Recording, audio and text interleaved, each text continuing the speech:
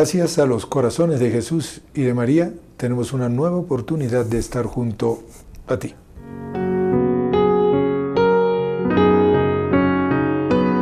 La frase mariana del día.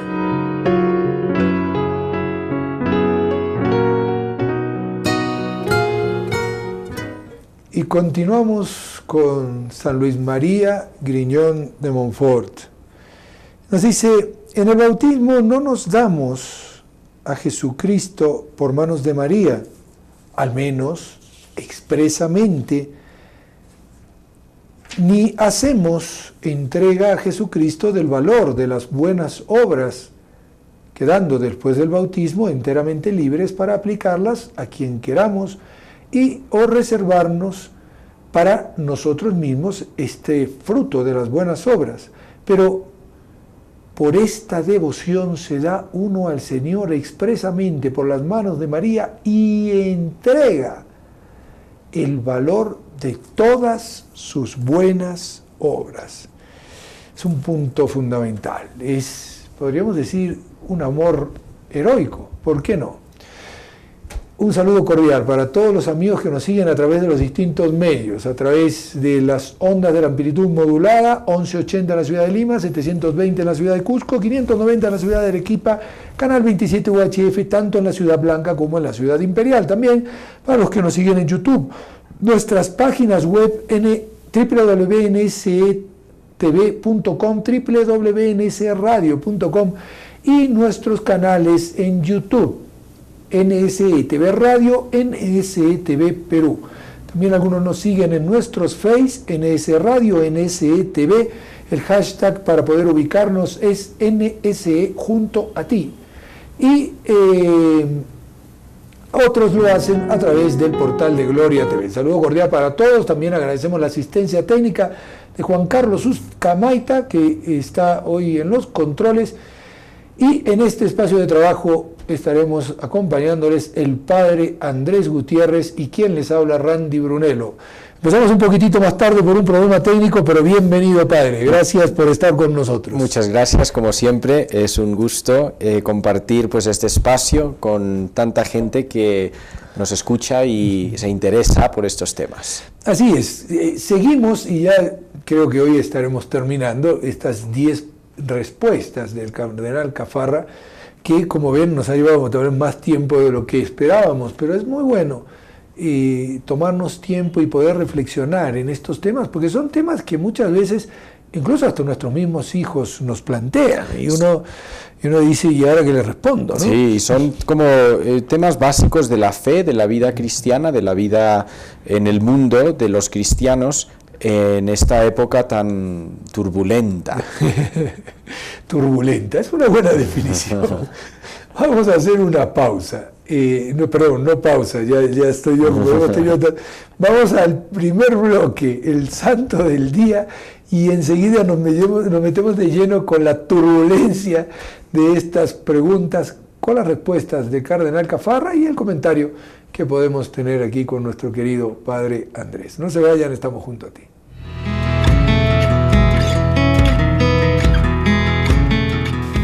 Estimados amigos, reciban un cordial saludo. Hoy es 8 de noviembre y la Santa Madre Iglesia nos recuerda a San Godofredo de Amiens.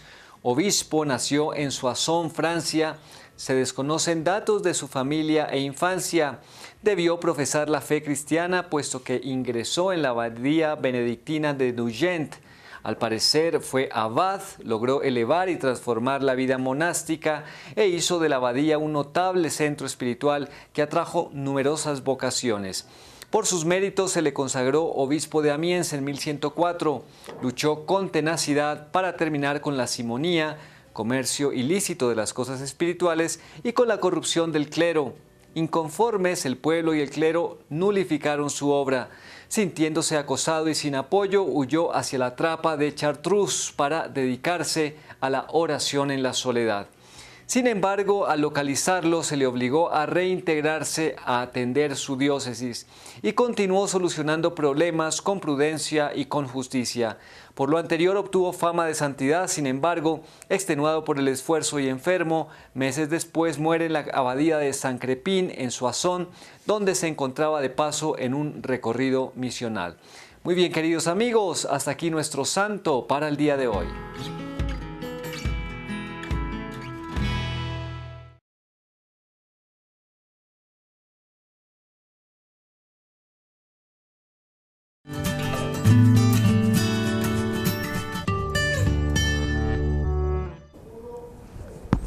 Bien, y nuestro santo se ha solidarizado con nosotros, San Godofredo, un santo breve porque empezamos más tarde, tenemos que comentar el tema. Muy bien, pues ya hemos recorrido varias preguntas: ¿por qué vinimos al mundo? ¿Cuál es nuestro último fin? ¿Para qué necesitamos a los sacerdotes? ¿En qué consiste la evangelización? ¿Por qué es necesaria la iglesia para encontrar a Jesucristo? Y luego resulta que la última que vimos es: ¿valen igual todas las religiones? Ya hemos dado respuesta a todas estas preguntas, y ahora tiene una pregunta que es, iba a decir, bien intrincada. ¿Qué tiene de específica la fe cristiana?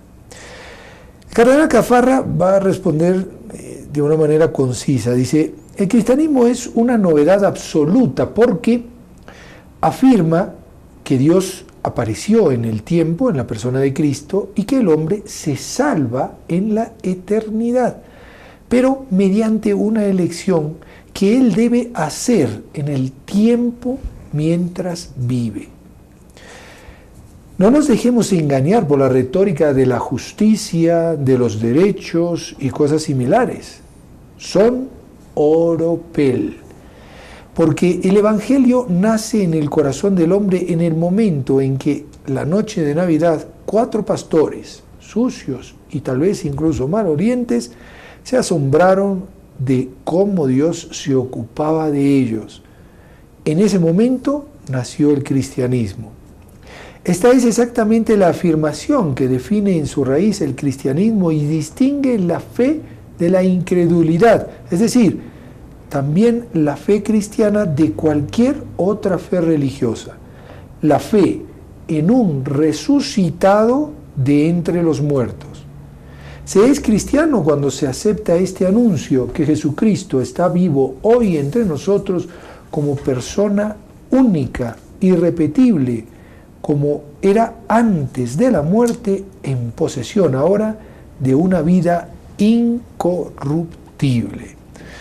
Y esto es una auténtica novedad. O sea, hay otras religiones que han hablado de la resurrección de sus reencarnación, de sus seguidores o cosas por el estilo, pero ninguna de ellas dice: hoy está vivo, hoy sigue estando en medio de nosotros, hoy este hombre que es verdadero Dios tiene la fuerza para resucitarme a mí y para llevarme junto a sí en una vida eterna de felicidad y de alegría, ¿no? Sí, el cristianismo es un regalo que se nos da desde arriba, es un regalo que desciende hacia nosotros, es una revelación del Dios mismo. Todas las otras religiones, filosofías, tienen al fin y al cabo un origen humano, un origen de abajo, de un origen de abajo hacia arriba, que el hombre está tratando de agarrar la felicidad, agarrar el nirvana, agarrar el karma, agarrar yo no sé cuáles cosas más, ¿no? Y es siempre el hombre tratando de superarse, trascenderse, en estos movimientos transhumanismo que estamos viviendo ahora. Todo son muestras, síntomas de una sociedad, un ser humano que está tratando de agarrar la divinidad, algo. Y sin embargo, el cristianismo es la única religión que viene desde arriba hacia abajo. O sea, la tradición judeocristiana porque Dios empieza a revelarse a pues el pueblo de la alianza, pero ya concretamente encarnándose, que es algo absolutamente inesperado, insospechado, impensable, y que no puede haber surgido de la invención del hombre. Dios se encarna para poder levantar a toda la creación hacia un restablecimiento de las relaciones rectas con Dios, ¿no? Y es lo que los santos padres mencionaban, que lo que no ha sido asumido no ha sido salvado, pero eso no incluye nada, porque todo ha sido asumido por Cristo, ¿no? El cuerpo, el dolor, todo. Y ahora, Padre, escuchándolo decir esto, me viene a la mente esas otras divinidades que tal vez incluso en nuestras tendencias de hoy buscamos en cierta forma revivir, divinidades que más bien buscaban justificar en sus propias acciones las falencias que el hombre veía en sí. Es decir, muchos dioses eran demasiado humanos, entre comillas, es decir, demasiado imperfectos, incluso hasta con ciertas imperfecciones que uno se podía sentir bien y decir, bueno, yo soy mejor que este Dios, ¿no? O sea, no, es evidente, por ejemplo, la mitología griega, el Génesis y la cosmología de los griegos y de los romanos, pues si uno lee, aquello es una reflexión, o un reflejo, más bien, de las imperfecciones humanas en los dioses, ¿no? O sea, que los dioses son violentos, los dioses tienen envidia, los dioses van a la guerra, los dioses se matan unos a otros. Una breve lectura de Sus y sus hijos y cómo se los comió, y después otro vino y le abrió la cabeza y le sacó. O sea, es una cosa absolutamente inverosímil. Iba a decir macabra, pero bien. Yo iba a decir macabro también. Y entonces uno piensa, pero eso, ¿qué visas de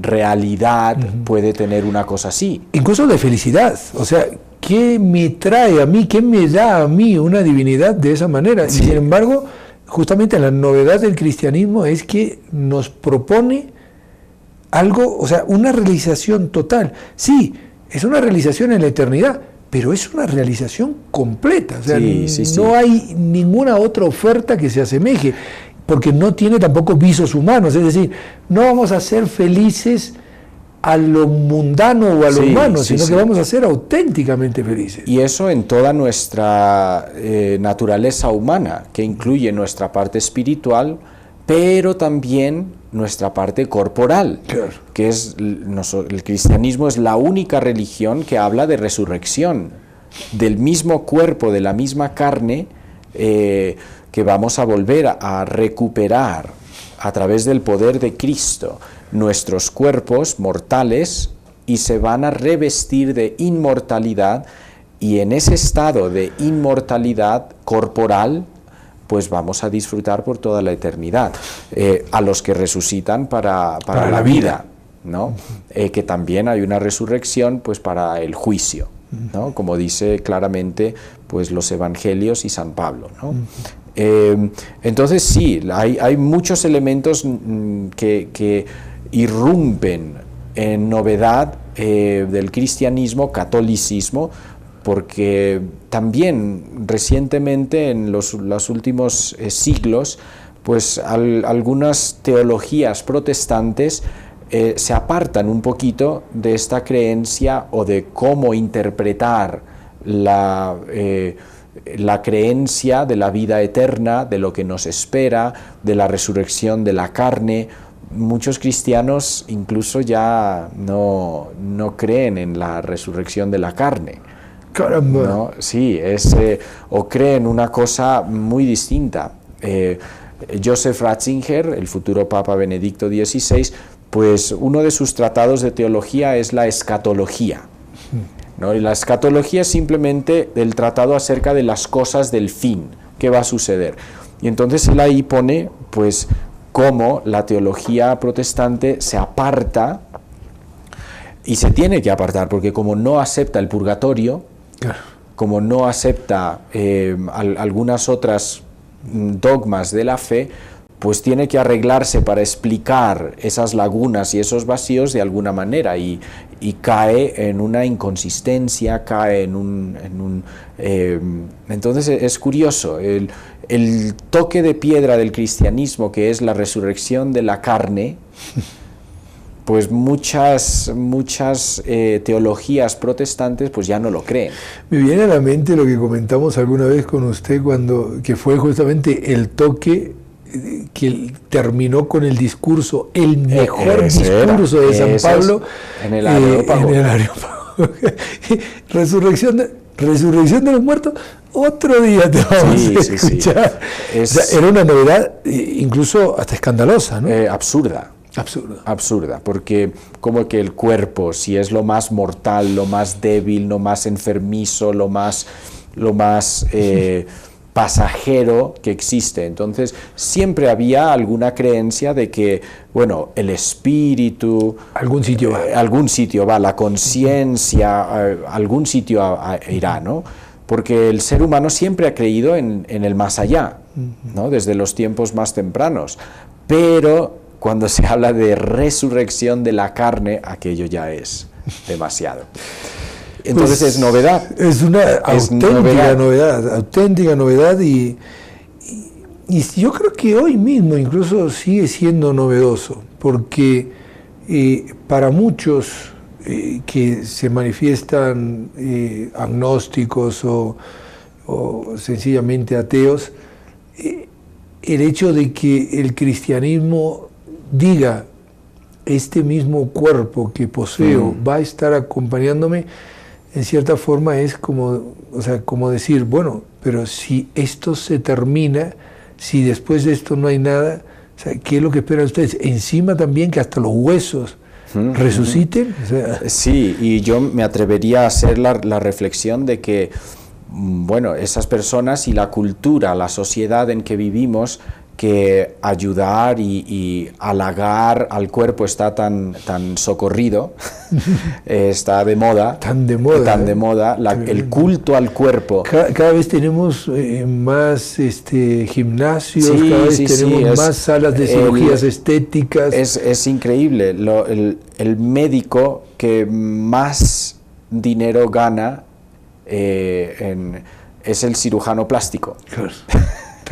No, porque tiene muchos clientes, porque nunca todo el mundo quiere perfeccionar el cuerpo, y es que Dios ha puesto en el corazón del hombre el anhelo, la sospecha, el deseo, la esperanza de que el cuerpo sea algo importante, y por eso lo están cultivando, lo están cuidando, se está dando un auténtico culto al cuerpo. Claro. Pero decía Juan Pablo II, se queda corto, claro, porque estamos destinados a algo mucho superior.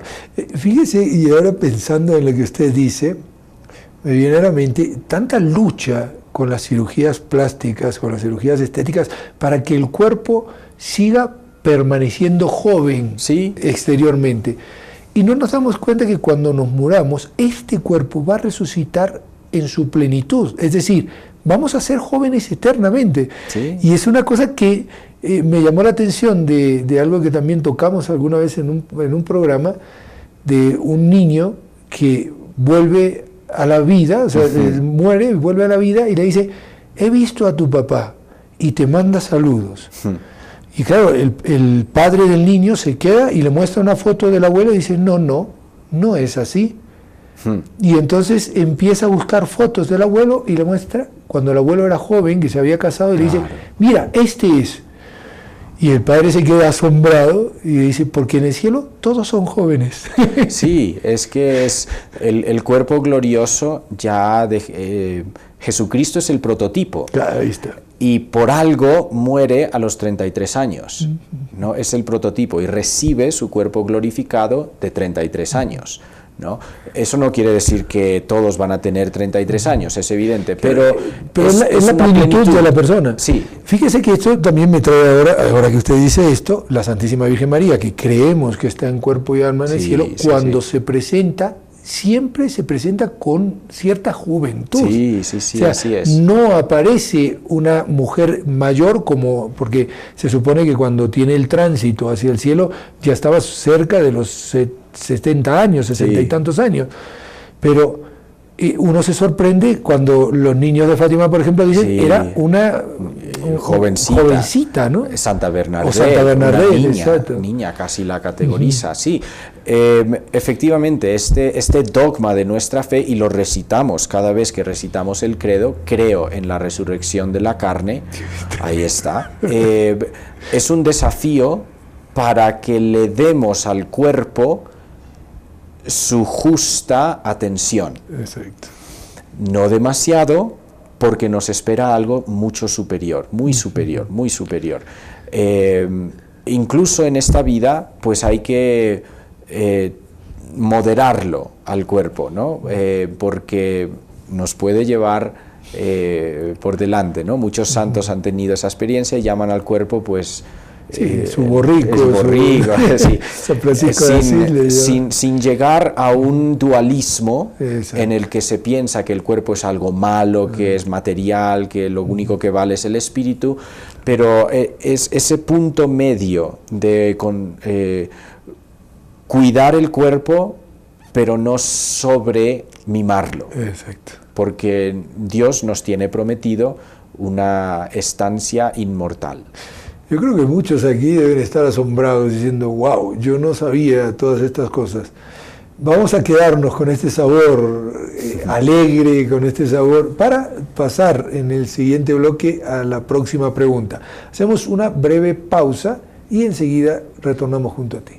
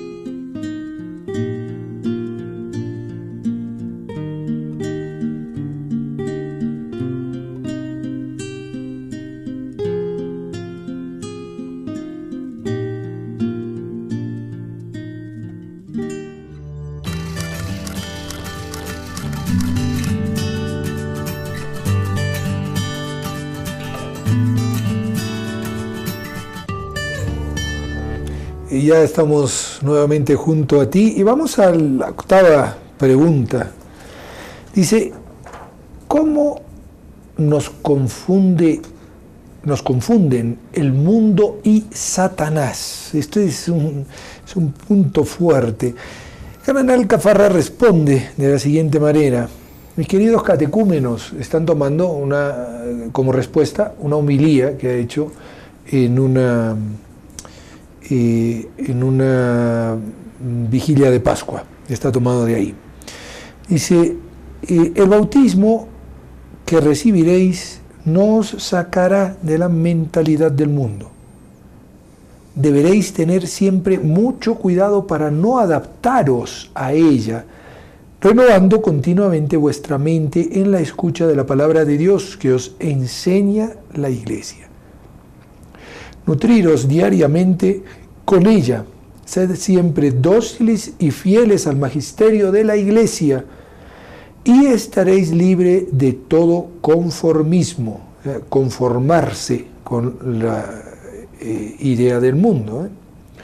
Pero además de la mentalidad de este siglo, hay otro que os impide mirar como mira el Señor: Satanás. Él es padre de la mentira y toda su acción en vosotros es haceros vivir en la mentira. En la mentira acerca del sentido de vuestra vida, el valor de vuestra persona, las relaciones con los demás, en resumen, en todo, dice el cardenal. Pero, respuesta breve, pero con varios matices que son, podríamos decir, comentables, a pesar de ser concisos, que nos abren un panorama, ¿no? Sí, porque tradicionalmente la Iglesia siempre ha enseñado que esta vida es una peregrinación. En esta peregrinación tenemos auxilios y tenemos enemigos, ¿no? Y los tres enemigos tradicionales del alma son la carne, el mundo y Satanás, ¿no? Entonces la carne, ya hemos hablado un poquito de ello. Exacto. Y ahora el cardenal pues trata de los otros dos enemigos que nos tienden lazos para atraparnos, para confundirnos, para hacernos desviar del camino en esta peregrinación que lleva a la patria celestial. Entonces es importante que todo cristiano pues lo tenga muy en cuenta. Vivimos en un mundo que nos consume, nos quiere atrapar en su modo de pensar, en su modo de actuar. Es lo que estamos viviendo hoy. Se ha dicho que en el mundo hay un pensamiento único. Y si no estás de acuerdo con esa filosofía, con ese modo de pensar, pues no eres nadie, eres un retrógrada, no sirves para nada, quédate en tu casa, practica tu religión en privado, etcétera, ¿no? Y es este movimiento, este pensamiento del consumismo, individualismo, cultura del descarte, abortista, el lobby gay, todo este pensamiento que lo vemos en las Naciones Unidas, en los gobiernos, en los medios de comunicación, en Hollywood, es abordante. Iba a decir, en todo sitio. En todo sitio. Entonces es una mentalidad.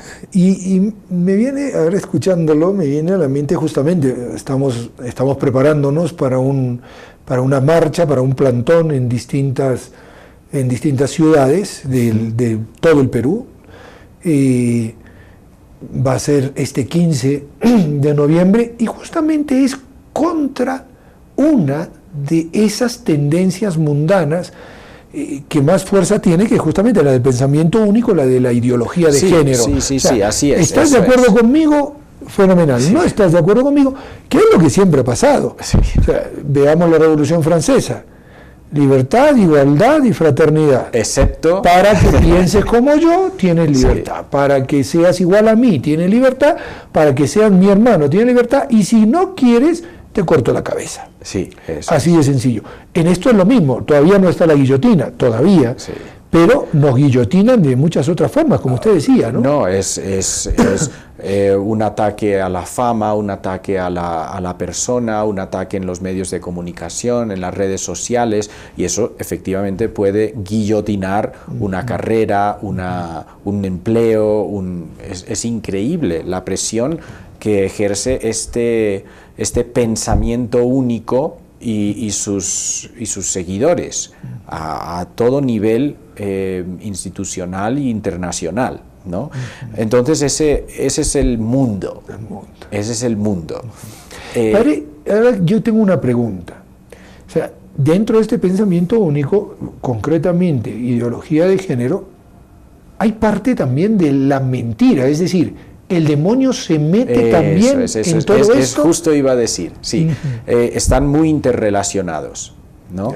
Porque sí, se basa en la media verdad y la no verdad, ¿no? Entonces, como Dios es pura verdad, donde no está toda la verdad, donde no es todo luz, ahí está el demonio, ¿no? Por contraposición, ¿no? Entonces el demonio se mete primero como para confundir, para no dar todos los datos, para que no se pueda tomar una decisión responsable, madura, con todos los datos. Y después, poco a poco, cuando la mente ha cambiado, va lanzando el resto. La vida cambia. La vida cambia, ¿no? Porque hay que decirlo un poco, evidentemente los primeros pasos que se da en la introducción de esta ideología de género, es decir, no, el género es masculino o femenino, hay que evitar la violencia de la mujer, hay que evitar el odio contra la mujer. Luego viene la segunda parte, evitemos la homofobia, una palabra que se ha inventado en estos últimos tiempos, es decir, el odio hacia los homosexuales. Y que de hecho la estructura de homofobia está mal constituida, o sea, mal estructurada, porque homofobia es odio al que es igual a mí, ¿ya? O sea, pero no de la homosexualidad, tendría que ser homosexualfobia, ¿no? Para que estuviese bien construida, pero que suena un poquito más feo. Entonces, uno se pone a pensar cómo estos tipos se van metiendo, pero luego saltan con todo lo que ellos quieren. Tú no naces varón, no naces mujer, te haces varón, te haces mujer, y vamos contra la misma naturaleza, que es ir ya prácticamente contra lo poco que queda de la verdad de Dios en el mundo, ¿no? Eso es, entonces van compinchados de la mano el mundo y Satanás, el mundo y el diablo, y ya para desviarnos por completo, pues llegar a esa rebeldía, ¿no? Y establecerse en ella, orgullosamente, ¿no? Esos son los pasos que empiezan por las ideas, y el mundo es un ambiente propicio para cultivar ideas, y entonces si yo me dejo llevar por ideas que no van de acuerdo a la verdad, pues me voy a dejar envolver, me voy a dejar transformar, me voy a dejar moldear, y entonces ahí es donde ya empieza un estilo de vida conforme a las ideas, porque las ideas llevan al acto, eso es pura psicología, las ideas llevan al acto. Entonces, conforme yo me voy llenando de un tipo o una clase de ideas, conforme voy actuándolas en mi vida, ¿no? Y entonces por eso lo importante de defender una verdad, de proclamar una verdad, y la verdad nos viene de arriba. Y a mí, dentro de la respuesta, no es que yo voy a querer corregir al cardenal Alcafara, ni mucho menos, pero el demonio también, además de ser el mentiroso, es el homicida desde el principio. Sí, así es. Y justamente todas estas ideas traen en el fondo muerte. Muerte. O sea, porque acaban, digamos, con el ser humano, buscan acabar con el ser humano. Aborto, eutanasia, que ya es acabar completamente, pero también con la propia naturaleza del ser humano, que al final, en muchos casos, acaba con un suicidio y con cosas que... O sea, y si no es la muerte, pues hay violencia, hay abuso de sustancia, hay enfermedad, o sea, todas estas cosas que disminuyen y llevan a la muerte. Sí, es increíble, sí. Son cosas que están muy, muy, muy entrelazadas. Pues nos animamos y damos el salto. Novena pregunta, y si ya terminaríamos aquí, aunque no demos a la décima, pero dice, ¿por qué el matrimonio es indisoluble? La respuesta que da el cardenal es muy bonita. Magistral. Dice, ¿sí? La indisolubilidad no es, ante todo, una cuestión moral. Cuidado, escuchen lo que dice. Cualquiera se va. No, siéntese tranquila, no pasa nada, espere. Dice, los esposos no deben separarse. No, sino ontológica, del propio ser, del ser humano. El sacramento obra una transformación en los cónyuges, por lo que dice la Escritura, no son dos, sino uno. Hermoso.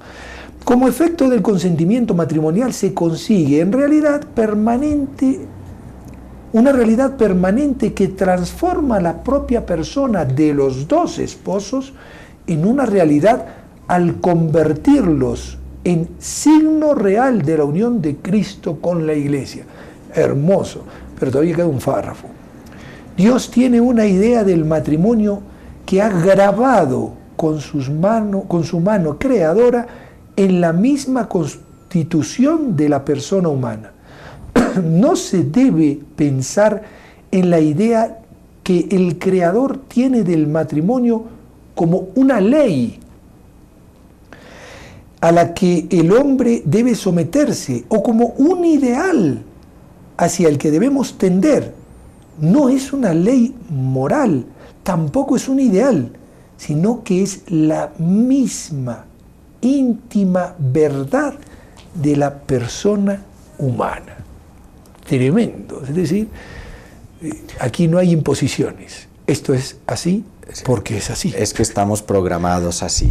Y entonces el cardenal Caffarra, en línea con una antropología muy sana de Juan Pablo II, de todos estos grandes teólogos y filósofos post-concilio, en el que está diciendo básicamente el valor de la persona humana está en su ser, no en su tener, hacer, sino en su misma esencia, en su misma existencia, y eso le viene de Dios. Y entonces esa realidad hay que respetarla. Hay que respetarla, claro. Hay que respetarla, ¿no? Se transforma la propia persona y Dios tiene una idea que ha grabado en la misma constitución de la persona humana. ¿Ve?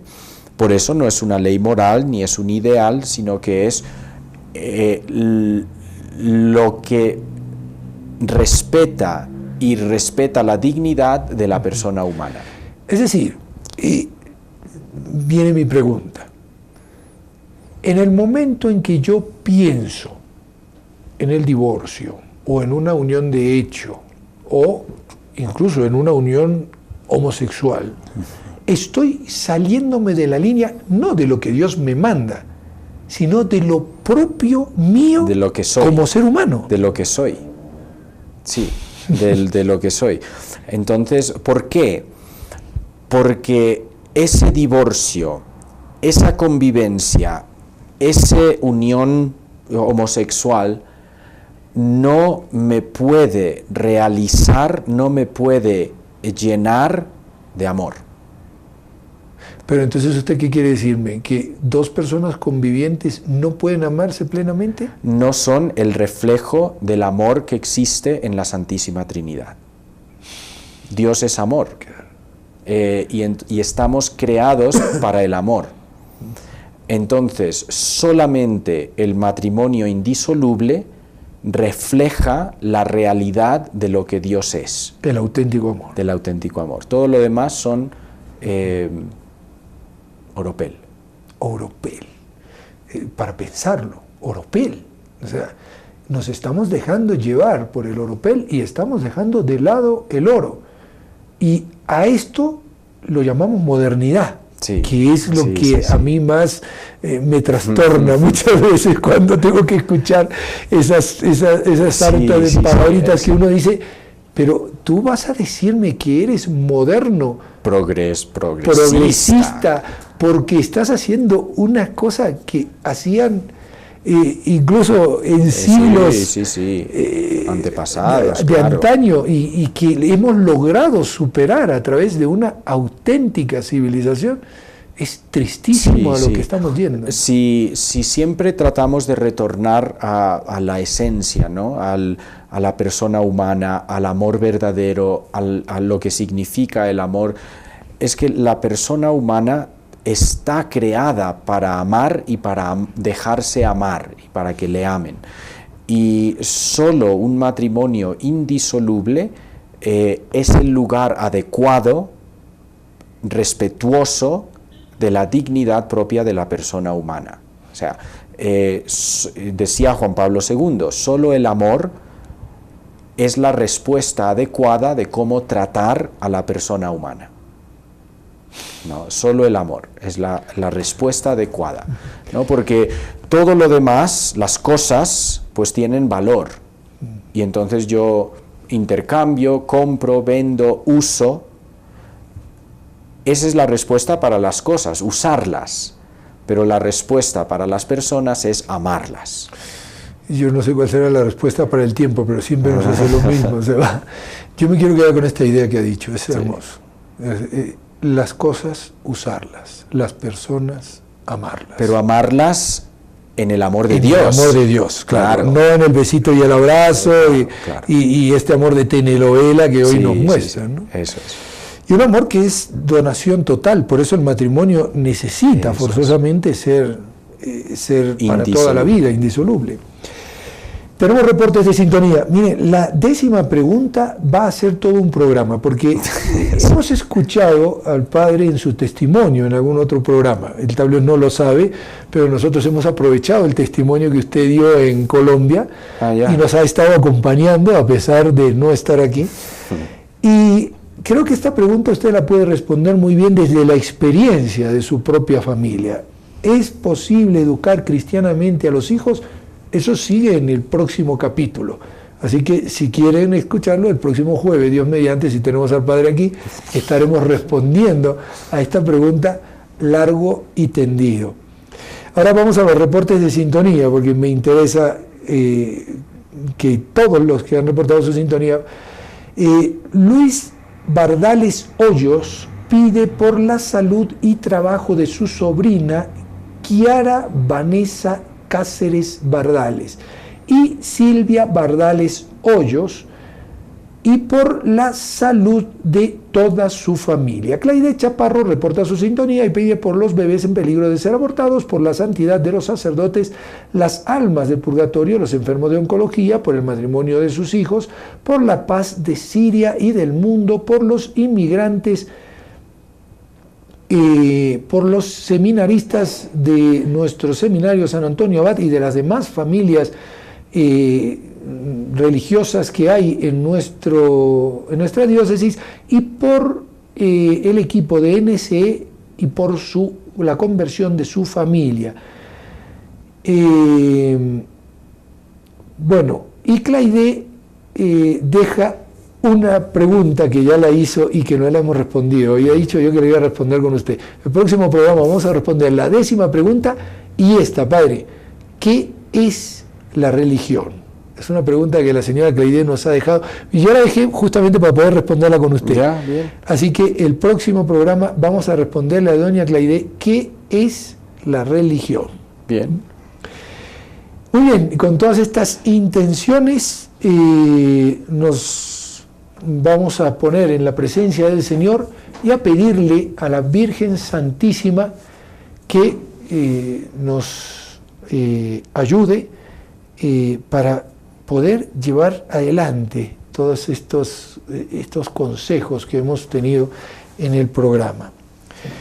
María, Madre nuestra, por el poder que te concedió el Padre, líbranos de caer en pecado. Dios te salve María, llena eres de gracia, el Señor es contigo, bendita tú eres entre todas las mujeres y bendito es el fruto de tu vientre, Jesús. Santa María, Madre de Dios, ruega por nosotros pecadores, ahora y en la hora de nuestra muerte. Amén.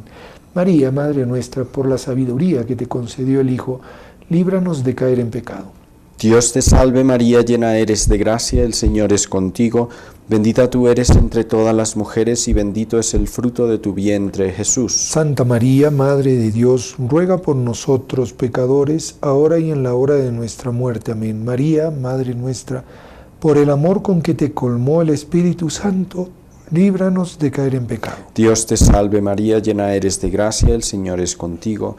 Bendita tú eres entre todas las mujeres y bendito es el fruto de tu vientre, Jesús. Santa María, Madre de Dios, ruega por nosotros pecadores, ahora y en la hora de nuestra muerte. Amén. Ave María Purísima. Sin pecado concebida. Padre, antes de que nos despidamos, la bendición, por favor. Con mucho gusto, el Señor esté con ustedes. Y con tu Espíritu. Y la bendición de Dios Todopoderoso, Padre, Hijo y Espíritu Santo, descienda sobre ustedes y les acompañe siempre. Amén.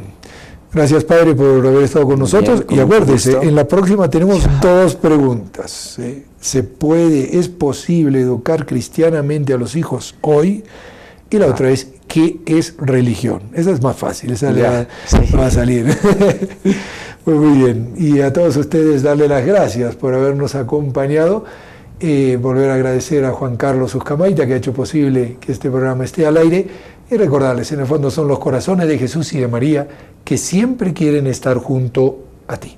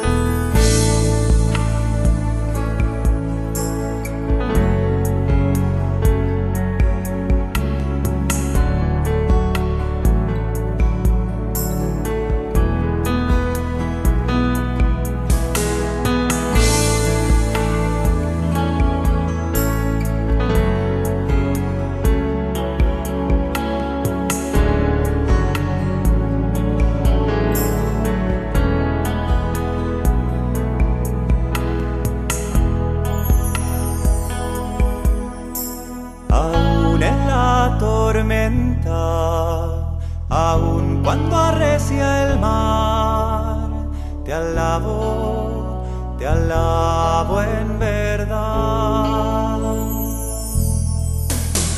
Aún lejos de los míos, aún en mi soledad, te alabo en verdad. Pues solo a ti te tengo, pues tú eres mi heredad. Te alabo en verdad. Pues solo a ti te tengo, Señor, pues tú eres mi heredad. Te alabo en verdad.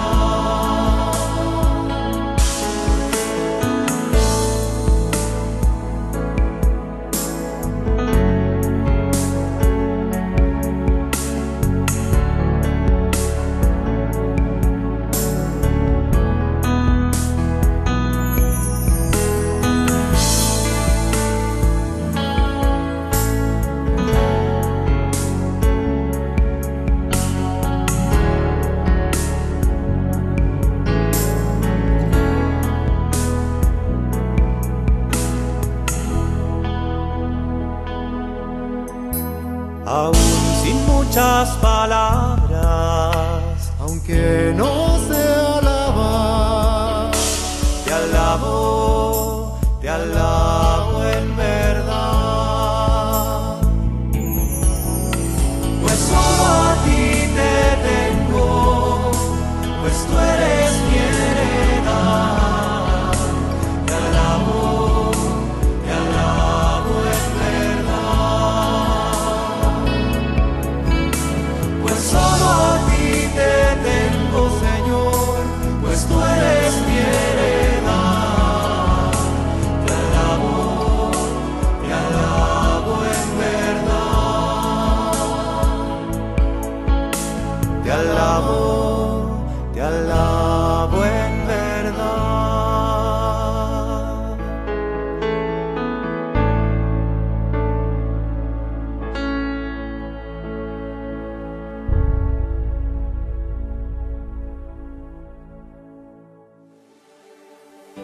el Papa Francisco nos advierte que la familia está bajo ataque. Hoy en día vemos y vivimos por distintos frentes cómo la familia está siendo debilitada. Cómo se cree que es un modelo que ya pasó y que ya no tiene espacio en nuestras sociedades. La ideología de género ataca directamente al matrimonio y a la familia. Se van inoculando colonizaciones ideológicas que la destruyan y terminamos siendo colonias de ideologías destructoras de la familia, del núcleo de la familia, que es la base de toda sana sociedad. Así como en enero nos unimos por la esperanza con el Papa Francisco, ha llegado la hora de unirnos en defensa de la